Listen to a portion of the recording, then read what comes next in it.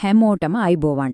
10 ශ්‍රේණියේ ගණිතයේ විෂය නිර්දේශයේ තියෙන හැබැයි අපේ එදිනදා ජීවිතයටත් ගොඩක් සමීප මාතෘකාවක් ගැන කතා කරන්නයි අද අපි සූදානම් වෙන්නේ. ඒ තමයි වරිපැනම් බදු. බදු කිව්වම ටිකක් සංකීර්ණයි වගේ හිතුණට මේ පැහැදිලි කිරීම අවසන් වෙද්දී ඔයාලට තේරෙයි මේ සංකල්පය කොච්චර සරලද ඒ වගේම කොච්චර ප්‍රායෝගිකද කියලා. ඉතින් අපි ඉක්මනින්ම පාඩමට යමු නේද? අද අපි මේ සාකච්ඡාව ගලාගෙන යන්න සැලසුම් කරලා තියෙන්නේ මේ විදිහට.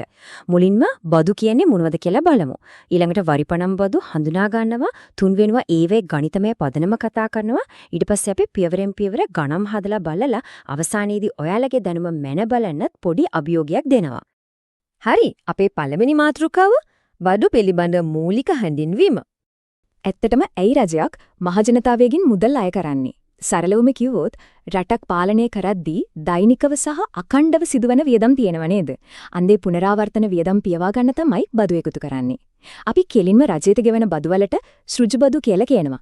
ආදායම් බදු වගේම අද අපි කතා කරන මේ වරිපණම් බදුත් අයිති වෙන්නේ අන්නේ සෘජු බදු ගොඩටම තමයි. දැන් අපි යමු දෙවැනි කොටසට. මොනවද මේ දේශීය වරිපණම් බදු කියන්නේ? මේ බදු අය කරන්න කවුද? ඔයාලා අහලා ඇති මහනගර සභා, නගර සභා සහ ප්‍රාදේශීය සභා ගණ. අන්නේ පළාත් පාලන ආයතන වලින් තමයි නිවාස, ඉඩකඩම් සහ ව්‍යාපාරික ස්ථාන වෙනුවෙන් මේ බද්ද අය කරන්නේ. ඉතින් මේ එකතු කරන සල්ලි වලට මොකද වෙන්නේ? ඒ ගැන හිතලා තියෙනවද? අපේ ගම්වල, නගරවල තියෙන පාරවල් නඩත්තු කරන්නේ, කසල කළමනාකරණය කරන්නේ, රැයට පාරවල් වල ලයිට් පත්තු කරන්නේ මේ මුදල් වලින්. ඒ කියන්නේ අපි ගෙවන බදු මුදල් නැවතත් ආයෝජනය වෙන්නේ අපේම පහසුකම් වෙනුවෙන්. මෙන්න මේක තමයි මේ පාඩමේ වැදගත්ම තැන. බද්ද කොච්චරක්ද කියලා තීරණය කරන්නේ කොහොමද? ඒකට පදනම තමයි දීපලක වාර්ෂික තක්සේරු වටිනාකම. මේක නියම කරන්නේ රජයේ තක්සේරු දෙපාර්තමේන්තුවෙන්. අන්නේ නිල වටිනාකම මත පදනම් වෙලා තමයි අපි ගෙවිය යුතු බදු මුදල සහ බදු ප්‍රතිශතය හරියටම ගණනය කරන්නේ. තුන්වෙනි කොටස. දැන් අපි ටිකක් ගණිතමය පැත්තට හැරෙමු. මේ ගණනය කිරීම වල පදනම මොකක්ද? මේක කොහොමද වෙන්නේ කියලා අපි උදාහරණයකින්ම බලමු. හිතන්නකෝ රුපියල් 20000ක වාර්ෂික තක්සේරු වටිනාකමක් තියෙන දේපලක් ගැන. ඒ ප්‍රදේශයේ බදු ප්‍රතිශතය 5යි කියමු. එතකොට සම්පූර්ණ වාර්ෂික බද්ද වෙන්නේ 20005ක්. ඒ කියන්නේ රුපියල් 1000ක්. හැබැයි රජය කියන්නේ නැහැ මේ 1000ම එකපාර ගෙවන්න කියලා. වසරට කාර්තු 4ක් තියෙනව නේද? අන්න ඒ මාස 3න් 3ට ගෙවන්න පුළුවන් සමාන වාරික 4කට මේක බෙදනවා. 1004න් බෙදුවාම එක් කාර්තුවකට ගෙවන්න වෙන්නේ රුපියල් 250ක් විතරයි. එතකොට කාටවත් බරක් දැනෙන්නේ නැහැ. හතරවෙනි කොටසින් අපි බලමු මේවා පියවරෙන් පියවර ගණනය කරන්නේ කොහොමද කියලා. ඔන්න දැන් පොඩි අවධානයක් දෙන්න ඕන වෙලාව. අපි පළවෙනි ගාන හදමු. වාර්ෂික වටිනාකම රුපියල් 36000ක් වෙච්ච නිවසක් තියෙනවා. බදු ප්‍රතිශතය 4ක් සැතයයි කාර්තුවකට ගෙවිය යුතු බද්ද හොයන්නේ කොහොමද? මුලින්ම දත්ත ටික අඳුරගමු. වටිනාකම 36000යි ප්‍රතිශතය 4යි. දැන් වාර්ෂික බදු මුදල හොයමු. 36000 ගුණ කරන්න ඕනේ 100න් හරෙන්. 0.02 කැපිලා ගියාම 360 ගුණ කිරීම 4යි. එතකොට අපිට එනවා සම්පූර්ණ වාර්ෂික බද්ද රුපියල් 1440ක් කියලා. ඊළඟට මොකද කරන්නේ? කාර්තුවකට අදාළ මුදල හොයන්න ඒ මුදල 4ෙන් බෙදනවා. 1044 4ෙන් බෙදුවාම ඔන්න උත්තරය එනවා හරියටම රුපියල් 360යි. දැක්ක නේද?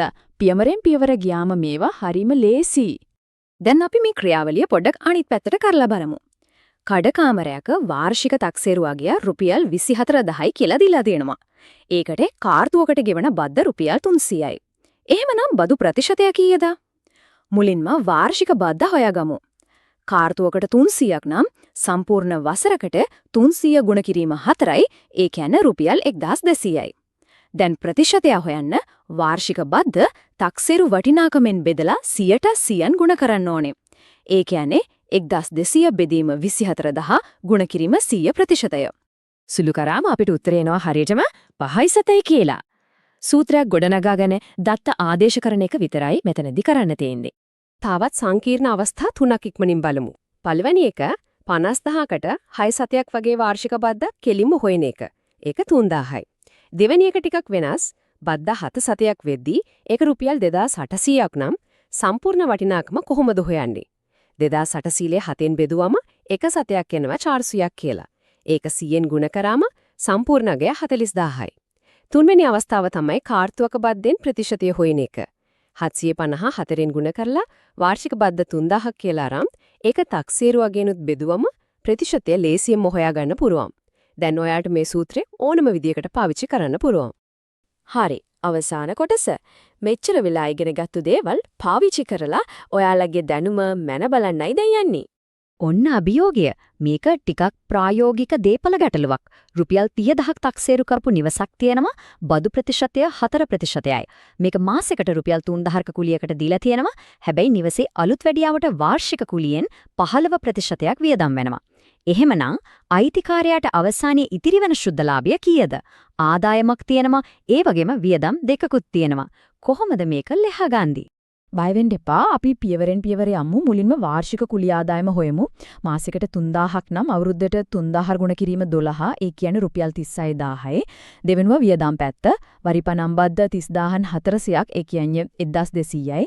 ඊළඟට අලුත් වැඩියාව. ඒක වාර්ෂික කුලියෙන් 15%ක්. ඒ කියන්නේ 36000න් 15%ක්. ඒක 5800ක් එනවා. දැන් බද්දයි අලුත් වැඩියාවයි එකතු කරාම මුළු වියදම 6600යි.